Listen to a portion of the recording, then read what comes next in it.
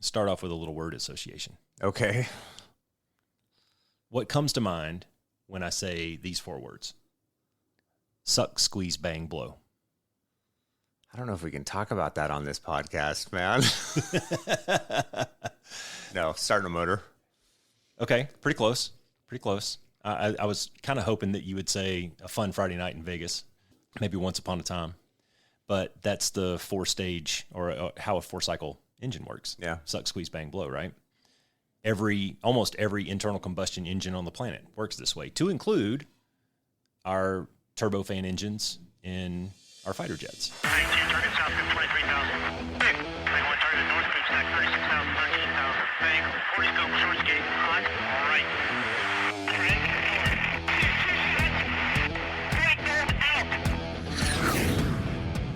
This is the Be1 Change 1 podcast, where our mission is to help listeners define values, practice integrity, and inspire change. Our vision is to mentor men and empower them to achieve more by taking responsibility for shaping their own lives.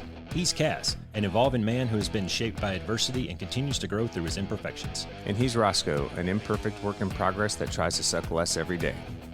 Between us, we have over 40 years of Air Force fighter pilot experience with countless hours as trainers, instructors, and mentors. Join us and learn to take responsibility for your own life as we dive into subjects from leadership to resilience to vulnerability. Be the one who changes their course. Be decisive, driven, and purposeful. Set the example for others. Lead. We wish we'd had this show when we were younger men. Be the one.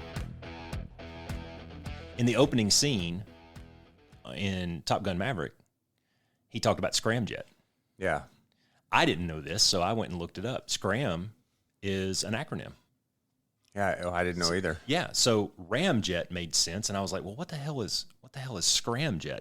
So scramjet technology is supersonic combustion ramjet, and scramjet technology has been around since the 50s. Yeah, well, I think they used a lot of that to build and develop the motors for the SR-71, from what I understand. That was still a turbofan engine, but yeah, it was a lot of the. But that's what led to. In fact, in Top Gun Maverick, the model airplane that, at least from what I could find, it was called an SR-72. Yeah, and I heard Lockheed actually helped them design that. Oh, well. That's what I actually heard. You want to go down conspiracy? I don't know if it's true or you want to not, go conspiracy theory? Like it's not a real jet, right? So, but I heard that they helped them with the designs for what they built for the movie so that it looked realistic. I don't even know if I would go as far as to say it's not a real jet. It might be something close to it. So the rule of thumb that I'd always heard was whenever a jet hits IOC, which means it's now into operations and we're starting to figure it out. By the time that point happens, its replacement is already probably being built in a hangar somewhere. That's probably true. So I mean, there's a lot of crazy stuff that goes on in Groom Lake and Tonopah and Edwards. It's a lot of undisclosed runways. And Palmdale. I'm just saying. I mean, there's a reason that Palmdale, which is where Lockheed has Skunk Works, is in close proximity to Edwards Air Force Base. See, we're already getting into good shit here, and we haven't even started yet. We haven't even said what this fucking episode is about. I know, right? Right? Well, you did, kind of. You said Top Gun Maverick. Well, I mean, that could have just been us sitting around that's true. drinking a beer and watching a cool guy show. Although I couldn't watch it for 3 hours, I'll tell you that. I didn't watch it. I was pausing. I've seen it now 3 times. I watched it twice in the movie theater last year when it came out, and I went and saw it with my father-in-law. The first time. Yeah, he's a Hornet Wizzo. And so he speaks the Navy language as well. And it was fun for he and I to kind of play back and forth with each other during the movie. There was a lot of ribbing going on anyways. I bet. And then I took Colin to see it when I was trying to convince him to join the Air Force. I took him to go see it more as a motivational. I mean, I said it, I think in the first episode that we did, how the first Top Gun, when it came out, that was what captivated my attention and really got me into airplanes in general and fighter jets and all that stuff. So it was really kind of the leading recruiting tool for a lot of years. Yeah, it was big when we were kids, that's for sure. And nowadays, with the numbers as low as they are, the recruiting numbers across the board, regardless of service, I'm really hoping that this serves the same purpose here in 2022, 2023, where it'll start to energize some of these younger kids. You know, there might be a 9-year-old that saw Top Gun Maverick and maybe doesn't want to grow up to play shirtless football on the beach, but he wants to fly fighters. Yeah. So I guess that's a dead giveaway of what this episode's about. Yeah. Top Gun Maverick. Kind of. Let's have some fun with it. All right. So, well, hold on. Let's say what we're going to go. do. Let's say what we're going to talk about. Go Before we get started, what we're going to do today is we're going to look at 4 of the main characters in Top Gun Maverick, which is Maverick, Rooster, what was his name? Hangman and Bob. And we're kind of going to go through each one of those and pull out some things that we both saw about personality traits and egos and have a discussion around it. Maybe values. But there's so much more. There is. There's so much more. So go ahead, Roscoe. I was just thinking about the symbolism of the first scene of the movie and the last scene of the movie. Tom Cruise in a hangar working on his P-51. He happens to have his own repair manual there and, his 10-millimeter socket, which we all know is bullshit because nobody can find the 10-millimeter socket. That's right. And, but I thought by the way, all captains in the Navy can afford a P-51, just so you know. True. Yeah. He probably had it donated to him somewhere. Knowing him, he probably stole it. Yeah. But the symbolism I thought was kind of cool about, from the first movie with him and Goose, and he never really got past that. Mm-hmm. And you saw glimpses of that even in this movie, but kind of maybe there's some symbolism there with his P-51 about just living in the past too long, man. Yeah. And then we quickly cut into him being in the Death Star, which is really awesome. Yeah. Trying to go Mach 10 and whatnot. Well, that first scene where he's taken off basically against orders. Yep. He's been ordered to stand down. He goes, you know what? Screw the man. I'm going to take off anyway, and we're going to try this out. Yeah. And he blows the lid off of the shack at the end of the runway with what was that guy's name? Ed Harris. Yeah. Is standing there, Admiral so-and-so. He's standing there, and he just gets his toupee blown off. All right. Well, I have a real-world story about that. Okay. And I got to tell this cool guy story. Okay. Right? So we're in Bagram, 2008, and flying Strike Eagles in Operation Enduring Freedom. And Bagram sits in a bowl, surrounded by mountains on all sides. And so our standard takeoff profile was max AB, get the gear up, hug the deck to 400 knots, and then jack the nose to get up out of any kind of surface-to-air threat. Yeah, we did combat departures in Iraq all the time, too. Shoulder-fired missiles, the SA-7s were prolific over there and whatnot. So hug the deck had some... Yeah, there's some rules. There's some room. Right? There's some room for interpretation there. Well, we had a pilot that was exploring the space a little bit, and he was intentionally holding it down pretty close to nape of the earth, and he buzzed a bus. The road that goes around the airfield, the ring road, we had to ride the bus from one side of the airfield to the other every day to go flying, and the ops group commander was on this bus. Right over his head, shakes the whole bus, and just like the Admiral in the first Top Gun, spills his coffee, and he's pissed, right? So he comes and yells at our squadron commander. Squadron commander then yells at our pilot, grounds him for a few days, slap on the wrist, whatnot. No shit, guy does it again, and the OG in the same bus at the same spot got buzzed by the same dude. And so that guy got unceremoniously sent home from Afghanistan, and he never flew jets again. Yeah. So that's the reality. That's reality. And that's, leading into what I think is probably going to be a really fun discussion here. It's going to be Top Gun is a drama. It's not necessarily a documentary. It's a movie. Yeah. So Hollywood prevails. Yes. Moving into, kind of after that scene where he gets stood up in kind of the same fashion as the first movie, really. Gets stood up by the man, and he kind of has that same. Remember I can't remember the captain of the boat. He always had that cigar in his mouth, and the first I can't believe this. I got to send you to Top Gun. Well, Ed Harris's character basically says the same damn thing, and sends him back. And you can tell that Maverick just really doesn't want to go. Yep. What had changed? Because like when he was a younger kid, that's all he wanted. He was just foaming at the mouth to go to weapons school, to go to Top Gun, man. And then here we are. I mean, in the movie, we're 30 years later or something. Mm-hmm. But what changed? Well, my guess is for him at that point, when he was a younger man, he was trying to prove himself. He was trying to prove that he was the best. And one of the ways that he felt he could do that was to go to Top Gun and be number one and put that patch on his shoulder. Because Top Gun or the Air Force Weapons School for us in the Air Force, you have that patch on your shoulder. When you walk into a room, it's instant credibility, right? It's, okay, that guy's gone and done something hard and knows what he's doing in the jet. So that's my guess, where by that point, 30 years later, he had already achieved probably most of the accolades that he was looking for. He was in the movie the only guy that ever shot down 3 jets or whatever, and had done all these different things, had kind of pigeonholed himself off into a small corner where maybe he could do what he wanted to do without a lot of adult supervision, which is what it seems like he was doing in the test world. And so I think that's what changed for him. Which, by the way, just a sidebar, it's not unheard of to go, line IP to Top Gun and then eventually go to weapons or to test pilot school. Yep, some guys do. I know a handful of There's guys. a couple. Most guys go one track or the other for the most part. Yeah. The vast majority. But it's not unheard of. But it's not unheard of. Yeah, so that's not totally made up, I guess. But it sounded like he was, or kind of the gist that I got, into this second movie was he was sort of trying to remove himself from Gen Pop a little bit. Like, I don't want to deal with people. He's out in the middle of the Mojave Desert living in a hangar by himself. Yeah. I'd say that's fair. So that's just an interesting transition from the first movie to the second movie, just watching his character arc and how maybe his values had changed over time. He's now in 06. He's not really in charge of anything. Yeah, maybe he just had a little more flexibility in his older age, too, because he had a little more rank, instead of flying the line, being an ops guy kind of a thing. I think what's interesting for me in general, though, is so the hero of the movie is Maverick. And what's Maverick? He's a loner. Yeah.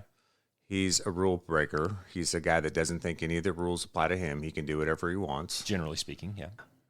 He has a very difficult time expressing feelings and maintaining relationships, whether it's female or male. Yeah, how much of that's Rooster. accidental versus on purpose? Yeah. I don't know. But you just look at the track records, right? Like that's just how it is. Leave a wake of destruction behind you. Yeah, and then he likes to push boundaries. Can't forgive himself for the past. Can't break away from his past. Like he hasn't taken any of the time required to deal with all of those issues that follow him. Yeah, in those regards. And so it's just, that's interesting to me, right? Like that's your guy. That's the male. That's the cool, super cool fighter pilot that everybody should emulate and try to be like, is this dude who's a total loner, completely messed up emotionally, can't deal with his past, and it thinks none of the rules apply to him and doesn't want to be accountable to anybody for it. I bet you we both know a long list of people that are like that. There are some people that I know that are like that, but I mean, dude, as you know, and as you just kind of alluded to with your cool guy story, there's not, if you have that attitude in the Air Force, especially flying fighters, you're not going to be around very long. Yeah. There's not a high tolerance for it. Nope. There's not a high tolerance. And not only from a rules and instructions and boundaries standpoint, but from a peer review standpoint. Yeah. There's just not a lot of room. And that's not to say that there aren't times where you can smartly question your leaders or provide advice to your leaders about something, or that there aren't times where maybe you do lean forward in the jet and push a little or be a little more aggressive around something. But a lot of that has to be very tempered. Yeah. And, a note that I had written down from the movie is there are several instances throughout this 2-hour tale of just outright disrespect. Yeah. For authority and rank. Absolutely. And dude, that shit doesn't fly. No. Like, okay, we always talk about the rank is off in the debrief, Yeah. but that's behind a closed door with only the dudes that were there. So all I'm going to tell you is if you're a test pilot and you take an aircraft up on a test, unsanctioned, and then because your ego's so fucking big that you have to push it above Mach 10 to see what you can do, and you trash that however hundreds of millions or billions of dollars that have been dumped into that program, there's no 4-star admiral, whether he's pack fleet or not, that can save your ass.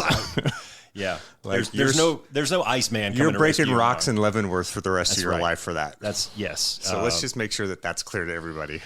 Again, drama, not a documentary. Yeah, and in some respects too, like the thing that hit me was, what a fucking dick move for all the people on that team that were working on that jet. Yeah. Now they were all like going, oh yeah, this is cool, go Maverick, because it's the fucking movies, right? But dude, he just took that entire program and trashed it for his own fucking ego. Yes, but there's a couple of lines exchanged in there between Maverick and the warrant officer, Hondo. All right.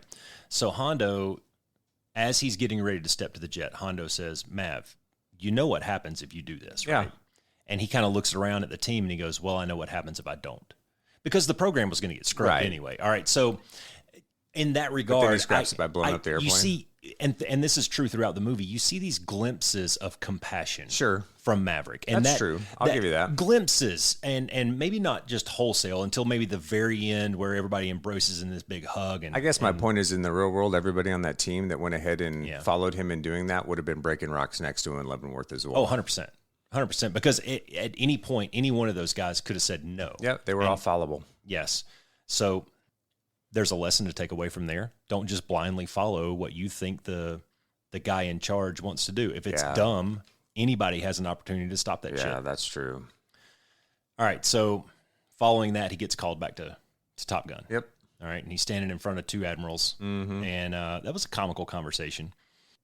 They started breaking out what the mission is. Yeah. All right. And I thought that this was a good, we're going to have some fun discussion around this. God. All right.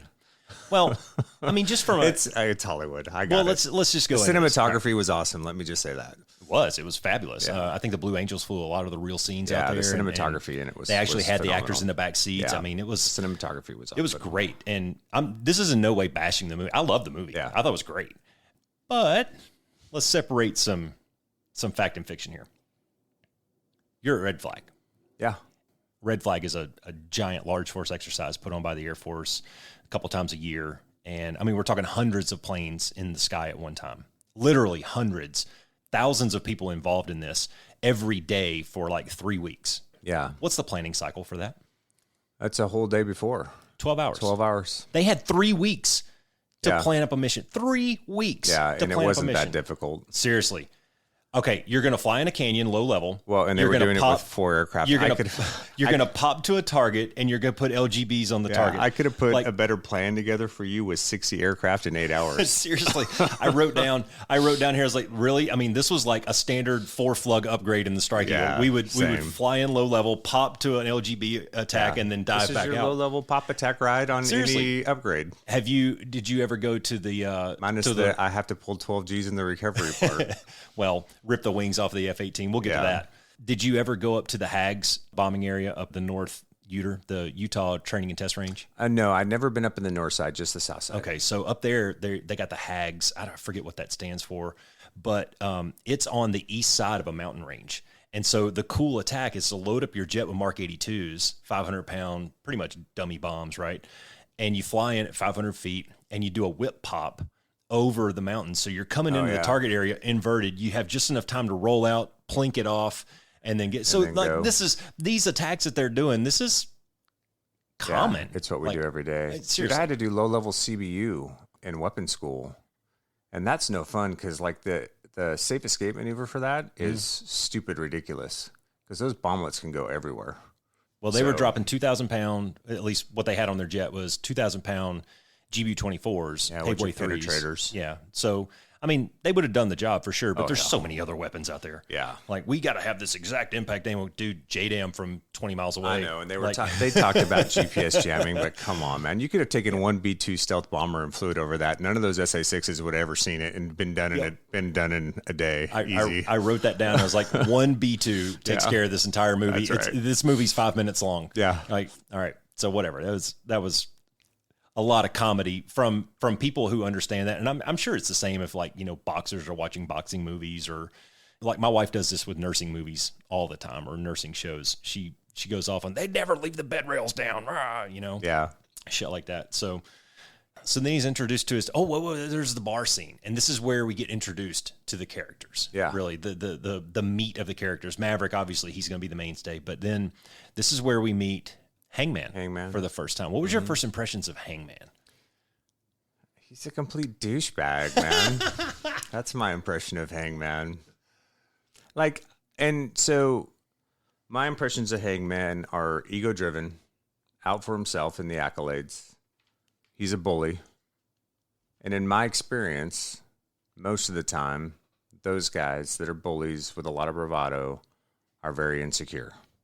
Probably valid. Yeah. He also happened to be probably the best pilot in the room. He probably was. I mean, just as far as raw talent. Yeah, was, sure as raw talent. But see, but that's, and I'm sure we're going to talk about this though, right? But that it's so much more than that, right? It's not just about the raw skill you have necessarily. Yeah.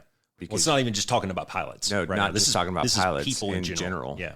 But even in pilots too, right? Because you don't execute as a single ship unless you're Hangman at the last scene where you're shooting down the one last Su-35 or whatever, right? Because, they're going to launch him by himself. Everything's 2-ship minimum, 4-ship typically. I mean, our baseline employment was 4-ship always, except for Iraq and Afghanistan. That was a special war where you enjoyed air superiority, though. Yeah, and that's the only reason we were doing it. Yeah, it's just funny to me. Well, let's deep dive into that for just a second, right? Because like we both lived in the single seat world for a really long time. Yeah. And there's a certain mentality that goes into that. Yeah. Like you have to know, not think, but you have to know that you have your shit together. Yeah, but there's a difference between cockiness and confidence. True, but I'm getting to a point here. True. But at the same time, even though you are a lone dude and you're the mayor of Cockpit City, you're still part of a team. You are. And there's a reason that we have wingmen. Wingmen check each other's six. And there's a reason that it's important to be in the correct formation and do these things correctly, right? You have a flight leader, and then you have an extension of that with the wingmen, and everybody has a role on that team. Like nobody's going out there in their Viper or their Eagle or their F-35 and doing this shit by themselves. Yeah. This is a metaphor for life, right? You're not gonna go out into real life and be expected to execute by yourself. So learn how to rely on your teammates. Yeah. And help your teammates. Like in the last episode, you were talking about accountability being a piece of integrity.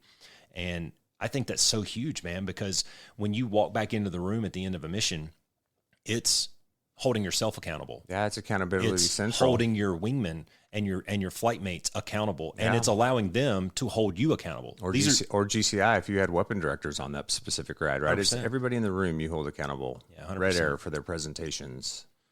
I mean, you've been to a weapon school support, right? Yeah. What happens if you get a shot call wrong in a weapon school ACMI debrief? It doesn't end well. No, you're done, right? So accountability is a big piece of it.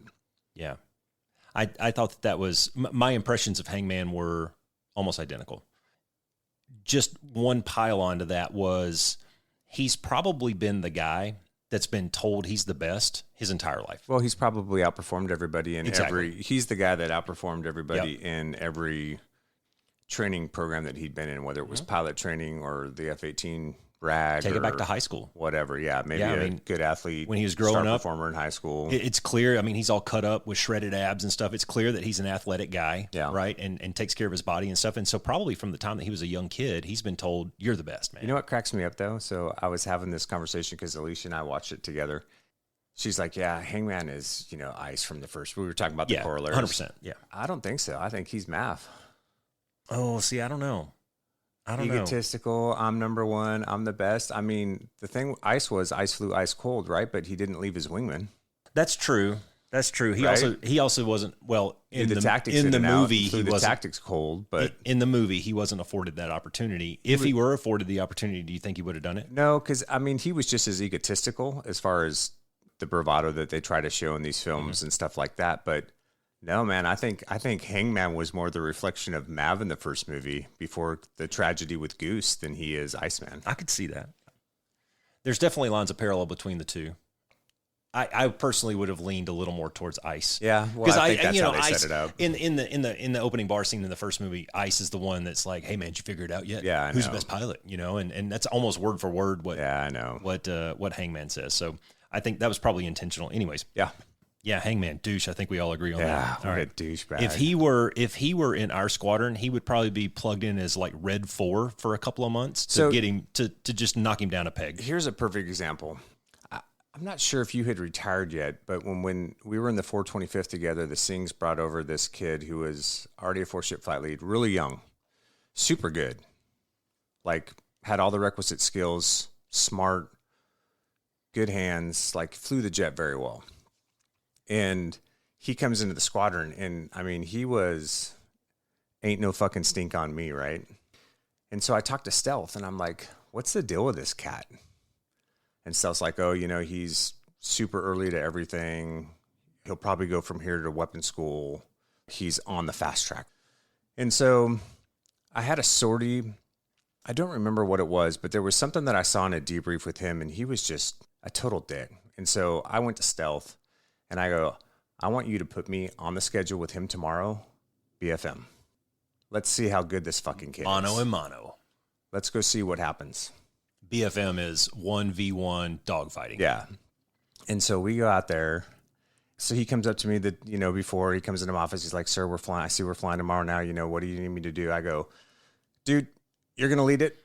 You can build it however you want. You can be on all offense. You can be on all defense. We can do a mix of offense, defense, and high aspect. Whatever you want to do. I said, brief the motherhood. You can give me a brief of offense, defense, or high aspect, whichever one you think you know the best, and we can talk about your brief afterwards. And I said, and then we'll just go see what we do. Give me your best game. Right on. So we go up there, and dude, I fucking destroy this kid on every set. Even when I'm on defense, I'm crushing this kid's will to live. And not a dick about it. I was not a dick about it in any way. Not on the radios. When we get back in the debrief was very professional and all that stuff. But it was just, he needed to know that he still had a lot to fucking learn. Yeah. Like, I needed to break him down a notch because he had been in the squadron for a couple of weeks and I had seen it and I'd heard the grumblings a little bit. And so, yeah. So that's what I did with guys like that. Sometimes we need to get knocked down a peg. Yeah. And I'll share a little secret with you. I was Hangman for a long time. I was that cocky, my shit don't stink. I too had been propelled ahead of my peers and been told that I was the best for a long time. Guess how many friends I had at the end of the day? Yeah. This is why. So I was in the on-deck circle to go into the instructor upgrade as a lieutenant. Yeah. I had like 350 hours or something. Which is very rare. Very rare. But my commander saw exactly what you saw in this other kid. And he held me accountable to it, took me out of the on-deck circle, and I never got back in. And it was 100% because of my attitude. 100%. So when I sit here and I talk into this podcast about having been there and done that and lived through some of this shit, yeah, man, I could be sitting here with a patch on my arm too had I had a better attitude because I had the ability, I had the brains. Sure. Shit didn't work out. Now, looking back into it, hindsight 2020, I mean, I was grumpy for a long time. Yeah. And it still took me, after that, it still took me a couple of years to learn the lesson. Sure. But I still believe that everything happens for a reason, and I'm at peace with it now. There is a part of me that sometimes lays there and goes, what if? But I'm past that. I'm not looking in the rearview mirror anymore. Yeah, well, the only thing I would say to that, Roscoe, too, is that some of the best instructors that I had in my career in the Air Force didn't have a patch on their shoulder. Well, yeah, I mean, it wasn't about that, but think about why I was driven to do that, being in that position at that time. Yeah. You know? No, I understand. It goes back I was to there too. My discussion about being in the fraternity. Yeah, you know, I was there too. It was my value set was all fucked up. Yeah. You know, and I had mentors at the time. Some were decent, some were not decent. Yeah. And I chose to follow the not decent ones, and I paid for it. Yeah. Thankfully, I learned my lesson. At least I think I did, at least partly. And we're sitting here able to have this conversation. Yeah, and let me hit on the mentor thing one thing real quick, because you don't see this. I mean, there's a little bit of it in the movie because Mav's kind of brought in to mentor these guys to be able to do this mission or whatever. But what I can fundamentally say is I may have had the raw talent and the requisite skills, but if I had not seeked out certain individuals, a patch wearer of mine named Frag Job when I was a young punk in Korea. If I wouldn't have had a guy like him or a guy like Crusher Feeder who was a punk with me in Korea who held me accountable, and we would do a bunch of stuff on the weekends to get better. A non-patch guy that taught me how to do siege, suppression of enemy air defenses like nobody else could, named Scary Sherry, who was a reservist. You know, if I hadn't sought those guys out over and over and over again and asked the questions, made them go to the Sims with me, I wouldn't have gotten to where I was. So my point in saying that is, like you said a million times, and like you said at the beginning of the podcast, it's not about being the best individual and hoorah, I'm the best, blah, blah, blah, blah, blah. Like, you got to seek out the people that can help you get there. Yeah.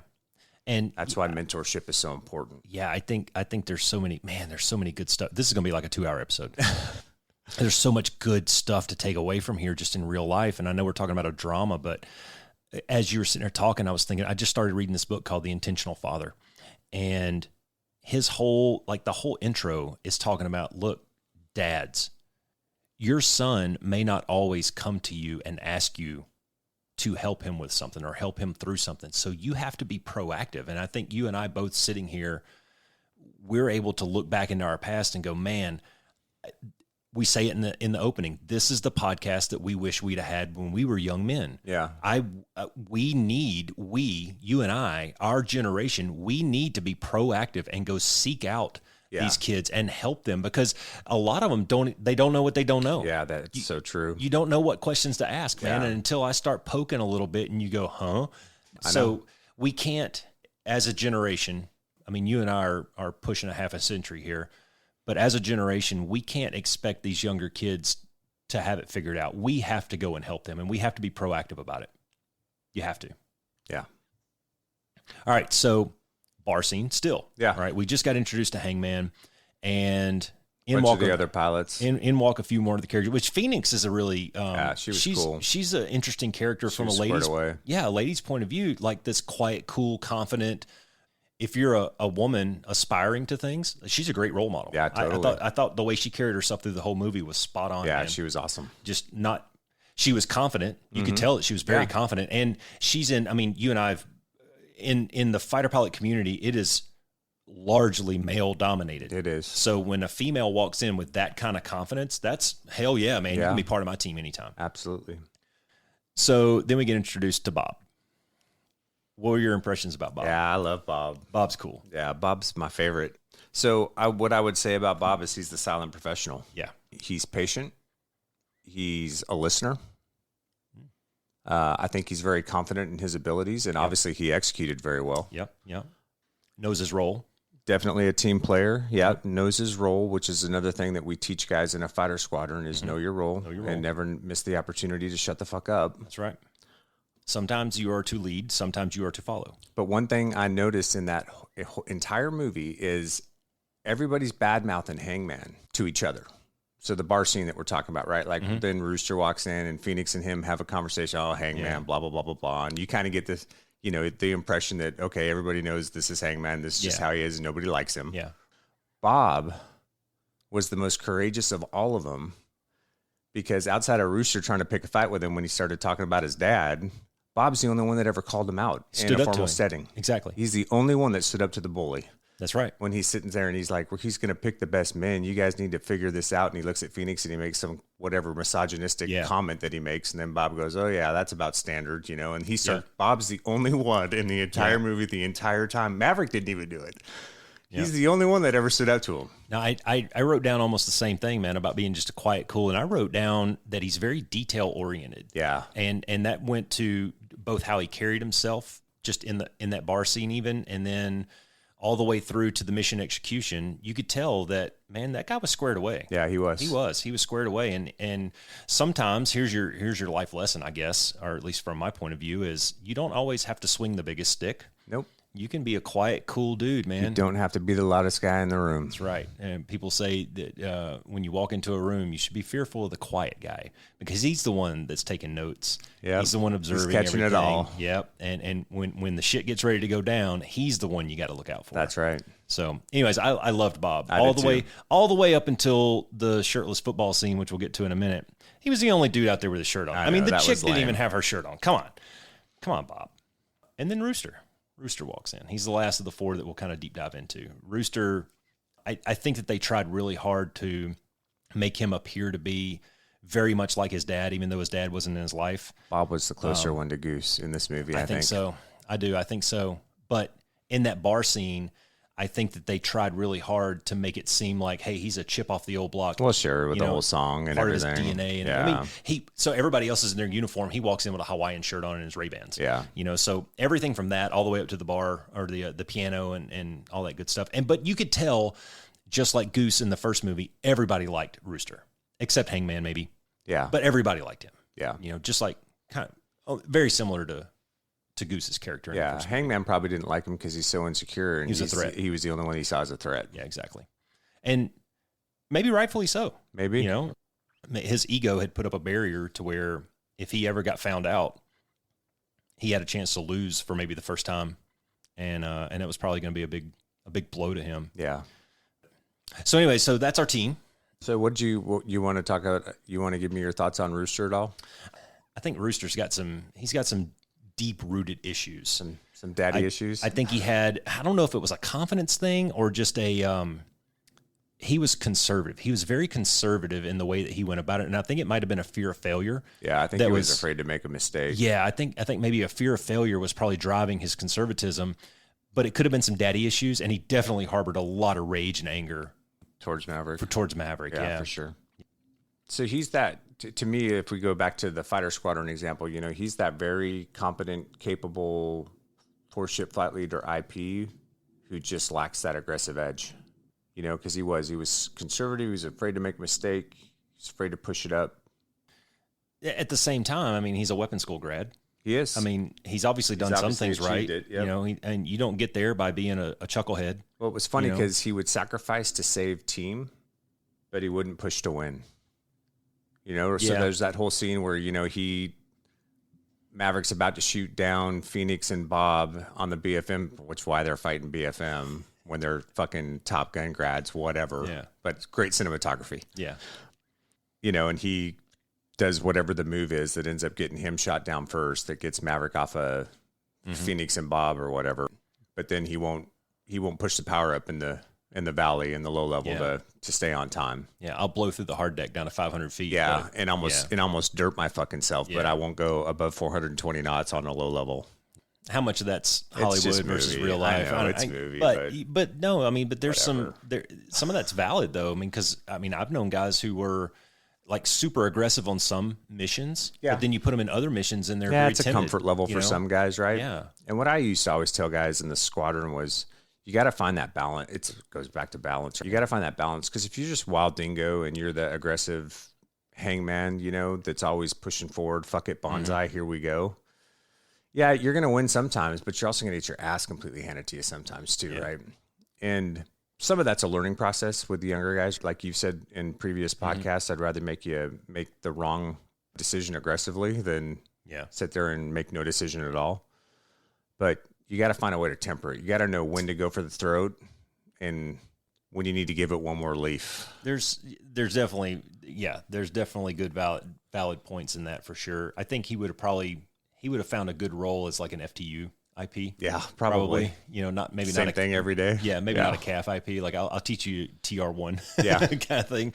We'll figure out how to put the gear up together. All right, let's move on. Yeah, so there's a line at the end of the bar scene there where they're talking about, well, what kind of mission is this that they pulled us all? Like, we're the best of the best, whatever. What kind of mission is this? They brought us all back. And Phoenix says, hey, you guys are asking the wrong questions. The question is, we're the best. Who are they going to find to teach us? And I drop my pen. Holy shit. Aside from that comment, she was a really good character. Yeah. But that one, I wanted to punch her in the face. Yeah. Holy crap, man. I'm going to let you speak to this. The mantra for weapons school is humble, approachable, credible. Bingo. If you're standing in a room asking that question, then you did not learn shit. You did not learn that. I don't know what Top Gun's mantra is, but the mantra for weapons school was humble, approachable, credible, because when you graduate from weapons school, you're the chief instructor in a squadron. You go back to a squadron as the patch, the chief instructor pilot in the squadron, and it's your job to teach, and it's to teach the instructors and all the other guys in the squadron. You can't do that if you're a hangman or, if you're super ego driven. If you're not humble, first of all, the humility piece is important because there's a lot riding, like people expect a high level of performance out of you every day as a patch wearer, but guess what? We're human and we fuck up too, right? And so part of the humility is when you screw up something in the debrief, point it out and let guys know that, hey, we all make mistakes and it's okay, and this is something we can all learn from. But it's also not being an ego-driven asshole like Hangman is, because if you're like that, who's going to come ask you a question? Yeah, like nobody's going to want to approach you. That goes into approachability a little bit too, right? Then you want to be approachable, right? You can't be a dick. If there's no stupid question, you've got to be open, because guys, everybody learns at a different level. Everybody learns at a different pace, and everybody learns in different ways, right? And you're supposed to be the guy that they can come to and ask whatever question they have about things. And, if you're, I remember I remember a weapons officer of mine one time just completely berating one of my B course student that I was in the B course with, because he didn't understand They were getting ready for a turkey shoot, and they were trying to do the coefficients on the jets to make the bombs drop better, is basically all that means. And one of the students didn't understand how to do it, and he went and asked the patch about it, and the patch lost his shit. Like, Yeah. I don't have time for this. I can't believe you don't. And it's like, dude, he's never seen it before. How would he know, right? So don't be that guy. And then credible. You got to be good at what you do. So you got to have a certain level of credibility. Like, you can't go out there and get your ass handed to you every day. Or guess what? Nobody's going to listen to you. You can't suck when you fly. You have to strive for excellence in everything you do, whether that's going out to the range, dropping on the range, air-to-air. I mean, everything. The briefs, the debriefs, it has to be top-notch, high quality all the time, every time. Yeah, I read this book the other day. It's called Flying in the Wind by Dan Rooney, and he said he had a line in there, and I'm probably going to misquote it, so if you're listening, please don't hold this against me, but he says, flying fighters is like driving a race car, playing Call of Duty, playing a guitar, and being on a radio talk show all at the same time. Yeah, it's true. And just the level of multitasking that we ask these kids to do. I mean, I look at what they're doing nowadays, and I'm like, oh, God, man, I can't believe that we used to do that day in and day out, and no questions. Yeah, it's like this is just what's expected of you. Yeah, and I mean, the training pipeline is so long, and it's so spoon-fed and methodical that it's no surprise that by the end of the training course, these kids are at that level. But when they get there and they start in their first few times getting in the cockpit, you're like, oh my God. Yeah. Like this is a mountain to climb. And by the end of our careers, we're just like, we're on cruise control. It's like, it's like you just don't even think about it. Nope. You get the keys for your jet, and it's like, it's like no big deal. And that's what, we were kind of joking in the beginning of the podcast about, planning this mission up in just a few hours, like they're making this big deal out of it. Well, if you're the best in the fucking world, man, you should be able to like, cool, just give me my coffee filter lineup card. Let's go. Yeah. Anyways, the next scene in the movie is really them getting introduced to what the mission is. Yeah. And they go into this big thing about, well, these SAMs are lethal and you're going to have to fly in at 100 feet and you're going to pull 9 times the force of gravity. Yeah. All right, motherfuckers. Cool guy story here. So I was a Strike Eagle dude for a lot of years. And the Strike Eagle, like all of us that wear G-suits, we have to go through the centrifuge. Yep. Well, the Strike Eagle, while it can pull 9 Gs, it's for a split second. The one thing the Strike Eagle does very well is lose energy. Yeah, it bleeds energy fast. So we can get 9 Gs for about 0.69 seconds, and then we're falling out of the sky. So for that reason, when we went to the centrifuge, we didn't have to do the 9G profile. We did the 7.5G profile, all right? And we touched 9 for just a second and then back down to 7.5 for like, 30, 40 seconds, whatever it was. Well, when I came down here and had to get into a Viper, I was like, oh, this is a real 9G jet. It is. I'm 40 fucking years old, and they sent me back to the centrifuge. Yeah. I'm in the centrifuge. This is a true story. I'm in the centrifuge with 2 lieutenants that just got out of UPT. And they're like 24 years old. Same for me. I was a lieutenant colonel coming off the staff, and they sent me back to the centrifuge. Yeah, so when we get our website up and running, I'm going to put that video up there of me in the centrifuge at 40 years old. My face is like melting off my face. Yeah. And I made it. Because it's 9 Gs for 15 seconds on the F-16 profile. Luckily, they let me wear the A-tags flight suit. I didn't have the old shitty 5-bladder, but they made those kids wear the 5-bladder, the old ones. But had it not been for the A-tags, A-tags is like it looks like snow pants. Yeah. All right. They're like big fat snow pants. It's really good. But had it not been for that, now I'm not going to confirm or deny that I saw the dot the entire 40 seconds. Sure. But I know how to play the game, and I can grit and I can grunt and keep my eyes open and keep pulling back on that damn stick. Have any light loss? No. And you know the answers to the test by now, right? But yeah, your spine is going to be crushed, and the wind is going to be sucked out of your lungs. It's like an elephant sitting on your chest. Dude, I used to talk to guys flying defense over 8 Gs. Seriously. I'm looking over my shoulder, pulling 8.5 Gs, going, don't pull yet. You don't set your lift vector yet, not yet, or you're nope. Let it get whatever. There's tolerance that gets built up for sure. And, if you ever get a chance to take a long block of leave, or maybe you're PCSing or something like that, and you're out of the jet for maybe a month or a little bit more, the first ride, it's like, oh, okay. Because, there's a lot of muscles involved in this. Yeah, the worst for me was always coming back was getting Gisels. Yeah, which is basically like, it looks like a rash that you get for the listeners out there because your body's not used to the Gs anymore. And what happens is a bunch of the capillaries on the first couple layers of skin pop, and so you get all these red dots all over you. It's a rite of passage. And I think that, again, by the end of it, we just got so used to that stuff that it's like, whatever. I mean, you don't even feel your G suit anymore. Yeah, these kids are, all those guys in that movie, they're kids. They're probably late 20s, early 30s, and all of them are in really good shape. Yep. They don't have any problems. No. They don't have any problems with this. And they're weapons school instructors, so they probably do this every day. Yep. I mean, in a real fighter squadron, you're going out and pulling G's. Even on a benign sortie, you're 6+. All the time. All the time. The pitch out from coming up initial is a 4G pull. It is. I mean, it's if you're not doing it right. Anyways, it's not a big deal. They get into trying to figure out how to fly this low level on time. And this whole, it's a long, drawn out process. Again, they got 3 weeks to figure out how to fly through a canyon. Yeah, in 2.5 minutes. Good God, man. We used to fly through the Bruno Canyon on the way home from the Mountain Home Range, be down in the southern part of the range. And the Bruno Canyon is, it's a fairly deep, you can get down in it and still be 500 feet above the floor, which was our LASDAT limits for a long time. You can still be 500 feet and have canyon walls on both sides of it. And we did that routinely. Yeah. Like we would purposely pick targets in the south part of the airspace so that we could run the canyon on the way home. On the way home. So anyways, so they're figuring out how to do this, and they're figuring out how to do it in this specified amount of time, which I believe in the beginning was 3 minutes. It's just 2.5 or 3. I don't remember. Okay. Where I want to pick this up is where the Admiral, he fires Maverick. Mm-hmm. All right.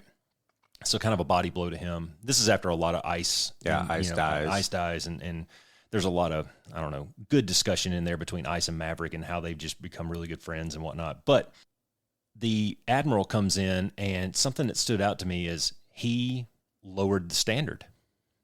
He bumped it up to 4 minutes. Yep. And man, I put an asterisk beside that when I wrote it down. And if I could give the listeners a piece of advice around that kind of metaphor, it would be, don't ever expect someone to lower the standard. There's no easy buttons in life. Like, this stuff doesn't happen, right? And when you lower the standard for whatever it is, we're talking from the perspective of being part of what I would call elite teams for several years. When you lower that standard, what are you really doing? You're minimizing or marginalizing your capabilities, and you're accepting mediocrity. Yeah, that's what you're doing. And that's the issue, because mediocrity can't live in an environment like that, because it's going to get people killed, and people killed fast. That's right. We went through this back in about 2010. We were talking about having females become part of the tactical air control party. And I think across the community at the time, we didn't care. I was there. I was doing the air liaison officer gig at Fort Campbell with the 101st. And I don't think any one of us cared about the female piece of it. Like, that wasn't the thing. But it was, the point was they were going to try to lower the standards to allow or create new standards for the females. And for example, if the males had to do 60 push-ups, the females would only have to do 40. And we're like, hard stop, dude, because if I'm in a foxhole getting shot at, I need to know that person can pull me out. Yeah. And 40 push-ups might not be able to. Right. But 60 can. You know, and that's where we kind of drew the line. As far as being in a locker room with a chick, nobody cared. Yeah. That wasn't even a discussion point. Yeah.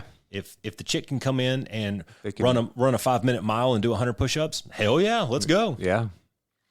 I think we see the same thing in the fighter pilot community. Yeah, you do. And you see it in different variations. So, like, I remember when I came back to the 62nd as a weapons officer after weapons school, as you're taking guys through the basic course, there's benchmarks that they have to make. And I was trying to get all the instructors on the same sheet of music as to kind of what the standard of performance was for different rides.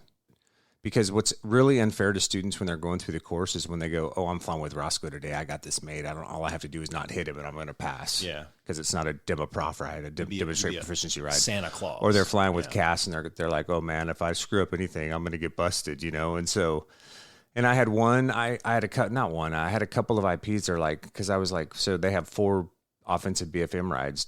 BFM 4 is Demo Pro. And I'm like, dude, if they can't find a turn circle entry on BFM 3, bust them. Because they're not going to find it on their demonstrate proficiency ride. And now you're just setting them up for failure, because all the Demo Pro rides counted towards DG and all that. There was points that were associated with performance. And I had a couple IPs that are like, well, we can't do that. It's not a demonstrate proficiency ride, blah, blah, blah, blah. And I'm like, but what good are you doing? You're accepting mediocrity and sending a kid who's not prepared for his demonstrate proficiency ride and expecting him to demonstrate proficiency. It makes no fucking sense, Yeah. So, well, there's a fine line there with what you can fix in a debrief and what you can't. Yeah. And if the guy can't see that picture, you're not going to fix that in a debrief. Yeah. He's got to go out and actually see it at 500 miles an hour. Yeah, and when you give a kid a chance to fix things before the demonstrate proficiency ride, they typically do better because it's not as stressful as an event. But when you're at the last ride in a phase and now you've busted it once and then now you've busted it twice, like the amount of pressure that they put on themselves is like 10 times more because it's a demo pro ride.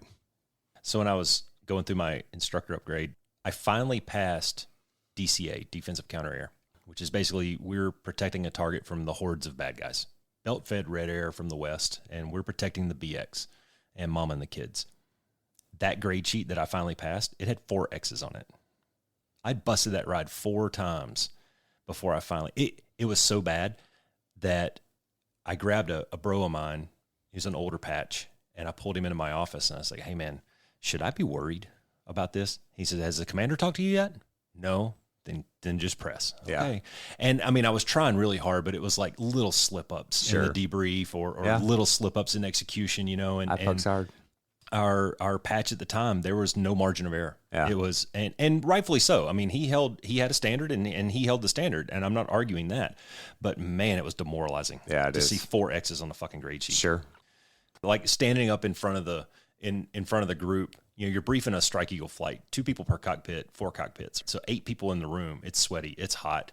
And I'm supposed to brief these guys on how to go execute this mission. And all of them have copies of my grade sheet going, motherfucker, you don't know what you're talking about. So yeah, it was humbling. Yeah. And then the last point that I'd make on the standards thing is even if the organization, the people, whatever the case is around you have lowered a standard, don't lower yours. Like keep your personal standard high. Yeah. So you want to shine on an organization, that's how you do it. Yeah, I listen to a few. I have a list of podcasts I listen to, and one of them that I talked to, Andy Frisella, in his Real AF podcast, he always talks about personal excellence is the ultimate rebellion. And just like you said, man, you want to stand out and be that lone wildebeest over here doing your own thing. Man, personal excellence is the way to go, dude. Yep, it is. This is why you keep your mind and your body and your soul tight and in balance. And if everybody else is jumping off the bridge, dude, you ain't got to jump off that bridge, man. Yep. Keep your shit together. March to the beat of your own drum, bro. Because eventually, this goes back to our mission statement for the podcast, right? Yep. Eventually, those other people's they're gonna see what you're doing. That's right. And you're gonna inspire them to change. Well, and that's why it's important to define values, because if you know who you are and what you're about, you're gonna make good decisions around those things. Bingo, man. We're tying all this crap together like a big old knot. All right. So more on the mission, then they finally get to where they can half-ass fly down the canyon. And then they're talking about this pop over the mountain. Okay, so in the movie, the target is in the middle of a fucking volcano. Yeah. It's a mountain on either side with surface-to-air missiles all around it. And this is what I giggled out loud when they initially pitched the mission to Maverick. And he says, well, on an ordinary day, F-35s would go in there and they just slay the beast, and this would be no big deal. But, there's GPS jamming. Yeah, I know, right? Bro. Whatever. Bro. We got this. All right. We got this. We trained to this. Maybe there's a reason Mav wasn't at Top Gun anymore. Maybe. He's a dinosaur. He's kind of out of the loop. So anyways, they're trying to figure out this pop, and then they go into this discussion about, we got to pull 9 Gs up out of this canyon. Yeah. Well, scary. The F-18's only rated to 7.5. Well, guess what, dude? You ain't pulling 9. Yeah. All right. If it's rated to 7.5, that's it. Yeah. It's not like, to a degree. Now, the flight control mechanisms in the F-18 are different than what we're used to. Yeah, I don't know if they have the same. Theirs it's a McDonnell Douglas jet, so it's very close to what the Strike Eagle does. I mean, that jet, the guts of that jet are almost similar, identical to what the Strike Eagle is. So I'm a little bit familiar. It's hydromechanical, electrical, and to a degree, you can drive the stabs down and get G that you might not have known was there. If you're in the right envelope at the right altitudes and the right, right air and things like that. But eventually the computers are going to go, dude, We used to teach guys for BFM turn circle entry to roll, set, pull, and try to pull the top of the stick off, because that's where the stick force sensor at the bottom of the control stick, that electronic signal gets sent down to the computers that might give you a little, maybe 0.1 extra. And that's where we would tell guys to just grab the top of the stick and try to pull it off, so to speak. But not in the F-16. But fly-by-wire is a little bit different. Yep. But in the F-18, you might get a couple of bumps out of it. But you ain't going to 12. not that. I mean, that jet, if you were able to fly that jet home, yeah, it'd be so bent. That jet's going on a stick somewhere at the front of some base. Yeah, it's got cracks in the longerons. It's done. It's going to have some admiral's name on the side of it, and it's done. You killed it. And then there's this like epic scene. I loved the scene for the instructional point, but this would have never happened, where Maverick steals the F-18. Oh, yeah. Steals the F-18 and he goes out and he makes the run. Yeah. Right? He does it in 2:14. I think he set the clock for 2:15. He makes it in 2:14. All right, great. Well, he did two things there. One, he proved to the guys that it could be done. Stop your fucking bitching, stop your whining, and let's figure out a way to fix this. Yep. There's a solution to this problem. We just have to find it. Yep. And if your execution's not up to that level, then we just need to practice, man. Speed will come. Yep. Practice on getting it right, and then speed will come. The other thing that he did was, ironically, he proved that it could be done single seat, single jet. So why the fuck are we sending 4? Yeah. Well, so Maverick is the greatest fighter pilot that's ever lived. Yeah. Am I wrong? Well, No, but that's the point, right? Maverick's the greatest fighter pilot that ever lived, but he needs Bob to lace his bombs in for him on the attack run. True. When he's already proven that he can do it by himself. That's the lamest fucking thing I've ever heard in my life. That's a single seat F-16 driver. Yeah. I do not need you lasing in my bombs. I can do it on my own just fine. There's definitely a time and a place. And coming from a guy who's two-place cockpit, 2 guys operating at 80% efficiency are going to outperform 1 guy operating at 100 almost all of the time. If you got 2 guys in a strike eagle cockpit that are hitting on all 8, and there's a clear division of duties, and everybody is knowing their role and executing their role at a high level, we're going to outperform a single seat jet just from an overwhelming standpoint and the ability to process information. I can understand maybe the process piece to a certain extent, although I did a lot of pretty heavy seed and deed work in my day, controlling not just a 4-ship, but an entire seed package of 12 or 16 jets and keeping track of where all the strikers are. So, but there's probably some truth to that. Well, there's a reason that you're sitting over here telling these stories, and maybe some other people weren't operating at that level. That's true. I can tell you that some of my best sorties were the ones where there were not a lot of words said in the cockpit. It was just silent execution. Yeah. You know your role. I know my role. We're going to high five on the ramp at the end of this. We killed everybody. We shacked our targets, and maybe 5 words were said inside the cockpit. But that's just from an efficiency standpoint. For the mission that they were doing, so much wrong with the way it was planned, how it was flown. Yeah, it's Hollywood. So much wrong with all that. But I think at the end, when they actually drop in and they start flying, I mean, obviously Rooster has this, he has his coming out. Moment, he has his coming out party there in the middle of the thing, and Maverick has his little proud dad moment, and then he gets to go have his savior complex, by taking the missile and all that. But across the board, before they even took off, what did you think about the selection of Rooster over Hangman? I mean, you kind of saw it coming. But. Yeah, well, I mean, again, Hollywood. So real world, based on execution, I think Hangman probably would have been picked for that spot just because you knew he was probably going to execute the game plan to a higher level than Rooster was. The only negative to Hangman was just the team piece of it. But, I mean, fuck, you're just a 4-ship. What does it matter at that point for what you're doing? I mean, it's a low level to drop bombs and then run like hell to get out. He would have flown in as number 3. Yeah. So and he wasn't in charge anyway. So he would have executed, no questions asked. Yeah. So, yeah, that's what I think about it. But it doesn't fit the storyline. Valid.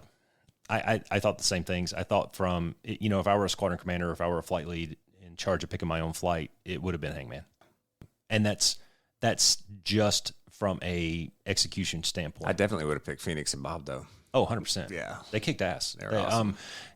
When they punched out, guys that have punched out of jets. Yeah. How long was it before they got back to flying? Oh, months typically, because usually, depending on the nature of why, I mean, it just depended. Depending on the nature of why they punched out, sometimes there was a flight evaluation board that took place afterwards, to see if there was any fault. But it was at least a few weeks, you know, for guys that punched. So the realism of them going on that mission is probably... No. It's not going to happen. It's low, yeah. You punch out of a jet, you're going to be sitting soft or top 3 for a little bit. Sitting for a bit. Yep. Yeah, I totally forgot that happened, yeah. Yeah. Now, I did a little bit of research yesterday just looking up some stuff, and one cool thing that I read was that the body can sustain up to 46 Gs in small doses. Now, I don't know how they got this data, but I thought that was kind of interesting. And then by small doses, I mean like microseconds probably. Yeah. Everything starts to turn to goo inside otherwise. Yeah. Well, and then the other piece that I was reading about was how many ejections have there been over the Mach? And I remember being told this story when I was going through the... I don't know, but I wouldn't want to be over the Mach punching out, I'll tell you that. Yeah, well, they told the story when I was in the B course. Yeah, and there was injuries. There was a Strike Eagle crew that ejected over the whiskey areas east of North Carolina, and they were above the Mach. And the Wizzo died. The pilot broke almost every bone in his arms and legs, yet somehow was able to drag his ass. I think he had like one half of one good arm and was able to get himself inside of his raft, and he survived. And he told the story about it and how he just, it was like as soon as the canopy came off, his helmet went with it. It was like, I mean, just that, it's like hitting a brick wall. Yeah. And I was an F5 tornado or even like a whatever. What's the highest hurricane? They're only like 200 miles an hour. Yeah. If you're over the Mach, man, you're doing like... you're doing 6 bills. You're over 600 miles an hour easy, depending on the altitude. Yeah, for sure. And then, I mean, with altitude, that just complicates things. Yeah. Because now not only do you have flailing injuries, it's fucking cold, man. And if your helmet gets ripped off and there's no oxygen at altitude, boom, that's a mistake. That could be a bummer too. Your eyeballs freeze, your nose hairs freeze. So nothing good happening there. But I was reading in a couple of these forums about ejecting over the Mach, and one person just came right out and said, hey, could Maverick have really punched out at what was he, 10.4, I think, at the end? Hell something no. like that.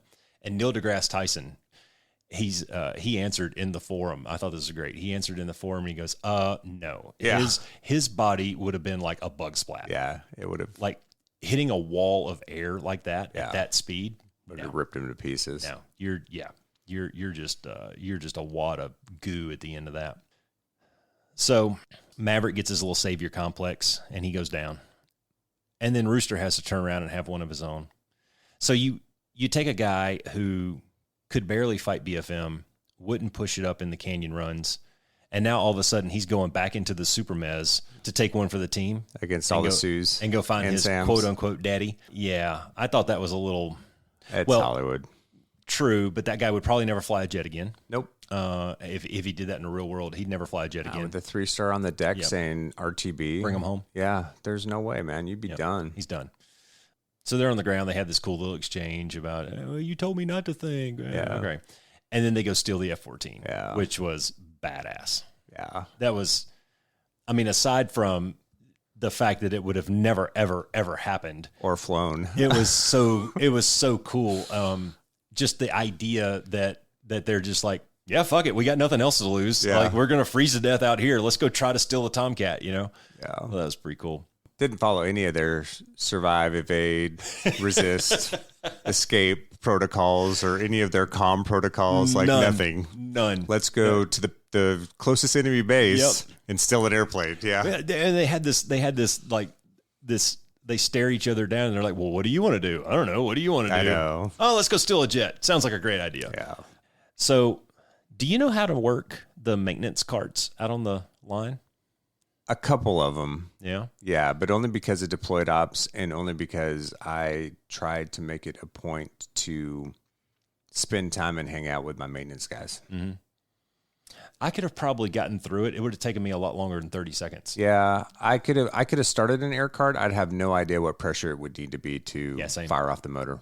The only reason that I would have known even where to start is because I was a crew chief for 8 years. Yeah. And I'm kind of familiar with how those things work. And at least I can, recognize the language on it because it's not intuitive. It's not like, and for the listeners, you don't get a set of keys and walk out to your F-16 and go, you know, no, there's a million switches that you got to do, and there's timing, and there's a certain sequence of events. And if you don't know that sequence, then the shit ain't gonna work. Yep. You know, and those maintenance carts aren't any different. Yet Maverick not only knew it, but he could communicate it to Rooster in 20 seconds, and he executed flawlessly. Yeah. Not one single hiccup. Yeah. with that. After not flying it I for 20 need years. you to crank this and give me power to that, and then pull all the pins, and then put the ladder up, and then get in the jet. Yeah, most guys wouldn't know how to pull all the pins in their jet either, probably. Seriously. I mean, how many times did you have to teach a young guy in a cross country? You know, when you're Pull your going to a pins flag, but you don't have tankers, and so you land somewhere and you're like, all right, dude, let me walk you around the jet. This is what we need to check. This is what we got to pull. That was a bit of comedy, and then pile onto it. So they both finally get in the cockpit. Rails clear. Okay, canopy comes down. And miraculously, in 2022, this movie came out in 22, the harnesses that they were wearing matched up perfectly with the Rogue Nation F-14 ejection seat. Yeah. And so clip, now we're in the jet. Yeah. Like awesome possum. Yeah, I don't think so. Yeah. I don't know what ejection seats were in the F-14. I don't either. The F-18s were Aces 2 seats. Yeah. So just so you guys know, when we fly, we put harnesses on, and because the parachute's actually packed in the seat. And so you have basically the riser straps come over your shoulders, and you click them into your harness before you take off, so that if you have to eject, you're attached to the parachute in the seat. That's what Roscoe's talking about. Yeah. I was happy to see that when they had that scene of Maverick laying there in the snow, kind of waking up from his ejection, at least he had his mask down and his visor up. So that was, what was it? A canopy visor mask. C-Kid LPU, four-line prepare and land. Four-line prepare and land. Yeah. How did he do it, though, if he was unconscious? Well, was he unconscious from the crash landing in the snow, or the getting shot down from the jet? These are questions we'll just never know. I guess that's true. There are a lot of guys that black out on ejection because it's like 26 instantaneous G's when you pull the handles, and so they go out. But they usually wake up in the chute. Yeah, well, it's just lack of oxygen in the brain, I guess. Yeah. Not unlike pulling 9 G's for a sustained period. If you don't get on your G string, that's very true. This is how we lose kids, just graying out, and they're augering in a perfectly good jet because they didn't squeeze their ass cheeks. Yep. You know, it's something that simple. There's so much technique that goes into that. All right, so they steal the F-14, and then they've got to fight the big bad Su-57 5th-gen fighters, who also are not affected by the GPS jamming, surprisingly. Not that an F-35 could have done any better. It, too, like a Strike Eagle, it likes to lose energy and fall to the dirt. But good JES planning by a joint engagement zone planning by a foreign country, too. They're usually not that good at that. How'd that deconfliction go, I wonder? They're usually not that good at that kind of deconfliction. That's awesome. They didn't understand the hand signals with each other, and then Maverick just pulls some of that pilot shit out of his ass and shoots down a couple of them. That was pretty neat. I thought that was pretty neat when they were saddling up on the one, and he does that like flat plate. Yeah, where he split the power on the motors and kicked the rudder. Well, and the Su-27 or the Su-57. Oh, that one, yeah. He just stops like this, and you can see the vapor trails coming off the wings, and that big puffy marshmallow cloud around it, and all that. You ever fought the F-22? Yeah, that's where I was going to go with this. It's like we started out. They got a ton of Z-axis capability. Again, Strike Eagles fall to the dirt. That's what they do good. And so we would start off 6K offensive, and within about 120 degrees, we're defensive. Yeah. Terminate, set up another. Yeah. Like those guys, there's a significant amount of maneuverability in those jets. Especially with the thrust vectoring and stuff too. It's actually more just their Z-axis capability than it is the vectoring from what I understand. But yeah, I don't know. It's impressive. There's a just go up. Well, you couldn't go up in the in the Strike, but we could, but just in the Viper, I'd just go up. You know, where we made a lot of money was get you guys into the control zone and then kind of do the put on the brakes and he'll fly right by kind of thing. Yeah. We just flat plate it, and we would hope that we could get you into a tree fight. A stack. And if we could get you into a tree fight, then we could lose energy better than you, spit you out front, and do either a pirouette or a raking gunshot or something like that. That was really the only hope that we had out of a superior turning adversary. I loved it when you guys flat plated because I think my highest was 53 frames. Yeah, it's a tennis court, man. It's a big old dark gray tennis court. All right, so we steal the thing, and then Hangman comes in and blows up the last dude That was pretty awesome. Yeah, he got his little piece. He's going to get an air medal out of it. But then he flies right through the fucking wreckage. I know. And he fought it out both of his motors. Now he's ejecting over the ocean. Exactly. Yeah, so Hollywood. Never would have happened. Nope. All right, never would have happened. And then we get back on the deck, and everybody's friends. Bob and Phoenix are, I don't even remember seeing them in the closing scene. Yeah. But they were heroes. You know, Yeah, they lazed in the bombs and blowed the thing up. Maverick closes it out with a big old bro hug with Rooster, and it looks like they kissed and made up finally. And then, of course, you got that Maverick, Iceman. Now it's Rooster and Hangman. Hey, you can be my wingman anytime. Yeah. Kind of thing. So who learned what through the course of the movie? What did Maverick learn, either about himself or about his boys? You know, what was his big character arc? What was his big takeaway from the whole thing? If I was going to wager a guess, I would say that from what we were talking about previously, the way that I see it was Maverick's identity was completely wrapped up in being a fighter pilot. Mm-hmm. So, he said as much. Yeah. Yeah. I'm a fighter pilot. I'm not an instructor. That's right. Okay, whatever. Yeah. And that's what led to, I think, the ego, the loner, the rules don't apply to me. I don't have any accountability, or if accountability is placed on me, I'm going to push back hard, kind of a thing. And I think at the end of it, what he realized, whether it was the professional piece with Rooster and executing the mission, or even the personal piece with whoever the gal is that's the love interest in it, Penny Benjamin, swinging back around to that, right? That there's more to life than just being a fighter pilot, right? Yeah. It was more about letting go of those things. So, because we've talked about this on the podcast too, right? What are the messages that you've received in your life so far? Because Maverick always had the chip on his shoulder, right? Like he wasn't good enough. That was the message that he always get. And he was never going to be good enough because of who his daddy was. And then he lost Goose and he wasn't good enough. And so there's that constant message that he's gotten his entire life that he never really overcame, which is probably why he was a complete dick most of the time. And then he also recognized, he even says in the movie at one point, I wish I would have handled that relationship. I tried to be the father to him that he didn't have after Goose died, and I wish I would have done a better job. And so I think what it is at the end is he's recognized these regrets that he's had in his life, mostly driven by his fucked up ego. Yeah. And it's a little bit of he's starting to shift away from that finally. There was a scene in the middle of the movie that I think was kind of his turning point, and that was when they were doing the shirtless football, which, by the way, man, there's nothing like a good shirtless volleyball on a Saturday afternoon. I mean, I know you probably did that a lot. I know I did. I would always go in and get my dog all the tags. time, yeah. Now, were you the guy, did you wear your blue jeans, or were you a sweatpants guy? No, I like the runner shorts. Oh, okay. The high panties. ones. Yeah, Ranger panties were my favorite. Yeah. Okay. Yeah. That's just a good way to kill time and really build some good team camaraderie, some shirtless. Because I was never sleeping off a hangover on Saturday morning after Friday night at the O Club. God, no, man. Or roll call or something. No, nothing. But at the end of during the football scene, right, he's going, hey, we're doing dogfight football, which was kind of a cool concept. But he walks away from the game. He scored his touchdown. Yeah. Right, great. But he walks away from the game, and he's sitting in his chair, and he's just got this ear-to-ear grin. And I couldn't help but sit there and think, I was like, that is a proud dad moment right there. Yeah. That you could tell that he was just enjoying watching the kids play. Yeah. And I know I've been there, man. I did this last Friday night. I went out and played basketball with all the boys, and there was a couple of times where we had this Mexican kid out there playing with us, doesn't speak English. He works with Nikki. And I was just having to tap him on the shoulder and point to a guy to get him to go play defense. Like, he didn't speak any English. It was really cool. But there was one point late in the evening where I threw him the ball. He's like 3 feet from the basket, and I'm at half court, and I said out loud, I'm like, please let this kid score a basket. Yeah. And he finally made one. Nice. And you could just see, man, and I don't know who was more happy, me or him. Yeah.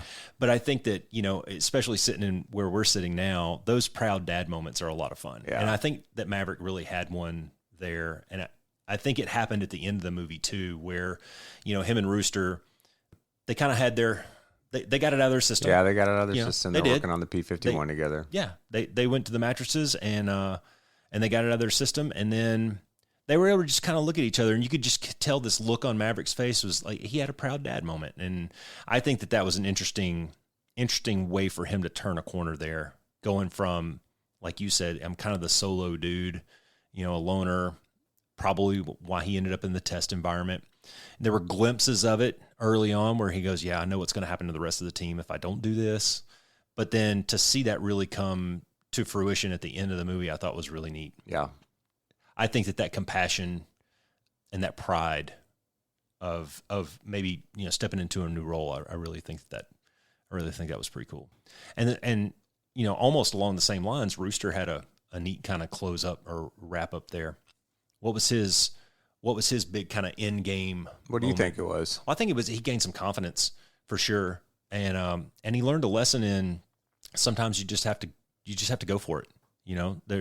You can't overanalyze everything, and you definitely can't play it safe all the time. Sometimes you got to accept some risk, and when we're doing mission planning and even in execution, we talk about operational risk. We talk about tactical levels of risk. What's the commander's intent? And what's the acceptable level of risk? Exactly. That's how you're going to build your game plan. What's the ALR? What's the TLR? What's the ORM? And we go into missions and we try to mitigate as much as we can. But man, there comes a time where you just got to say, fuck it. Yep.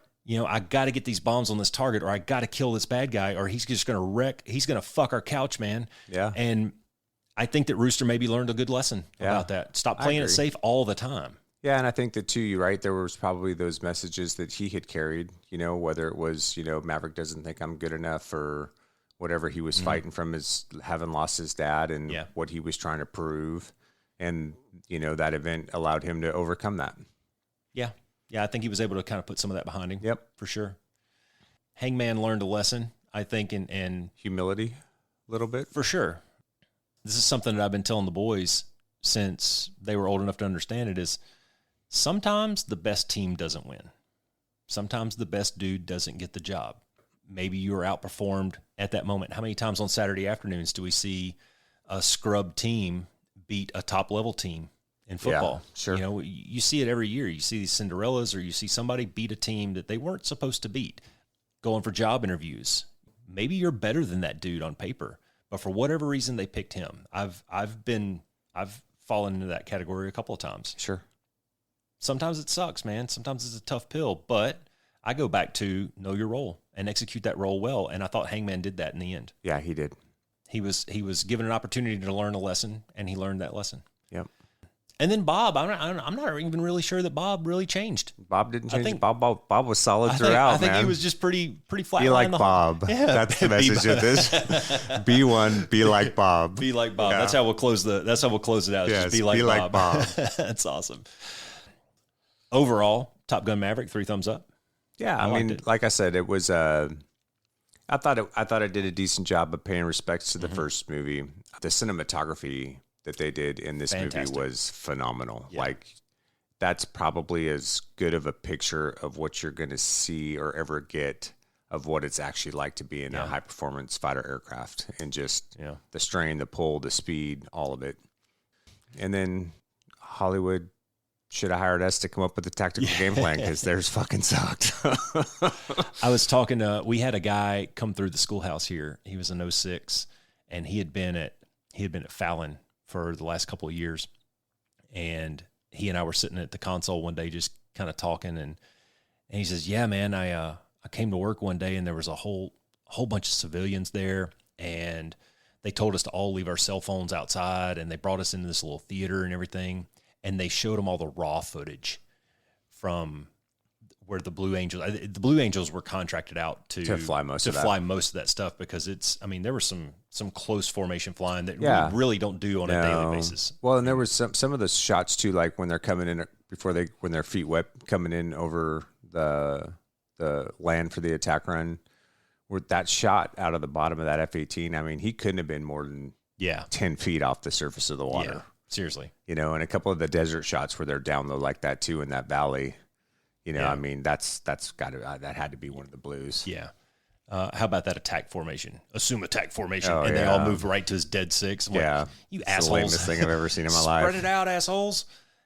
But yeah, he was telling me about the raw footage. He goes, dude, the raw footage is better than the cut up footage. Oh, I bet it is. And it was like 15 minutes straight of just raw F-18s just slinging jets at each other. That's cool. Yeah, that had to have been badass to be able to see that. What else we got on Top Gun Maverick? I think that's it, man. We drew it back to our values. We told some cool guy stories. Yeah. Like I said, big takeaways are just, a lot of these guys are dealing with previous messaging and not dealing with those things, or maintaining good relationships, or being completely ego driven. And a lot of that derives from them probably not really understanding who they really are and having gone through the process of defining core values and then figuring out how to practice and walk in that integrity. Yeah, all valid. Except for Bob. Be like Bob. Yeah. Bob's probably been shit on a few times in his career or his life. He's learned that lesson of humility. Yeah. I think for the listeners, man, especially for the younger guys, realize that, the majority of the characters in this movie are in your age group. They're probably 30 or younger, maybe slightly over 30. None of them really had families, I don't think. At least they weren't alluded to in the movie. Nope. And they're still figuring this shit out. Yeah, for right? sure. They're still learning lessons, man. And I just told you a story about a lesson that I learned when I was in my mid-30s. So if you're feeling like you're constantly getting your junk kicked in by life, don't get discouraged. Yeah. Keep your head up and keep moving forward, because you'll eventually get it. Yep.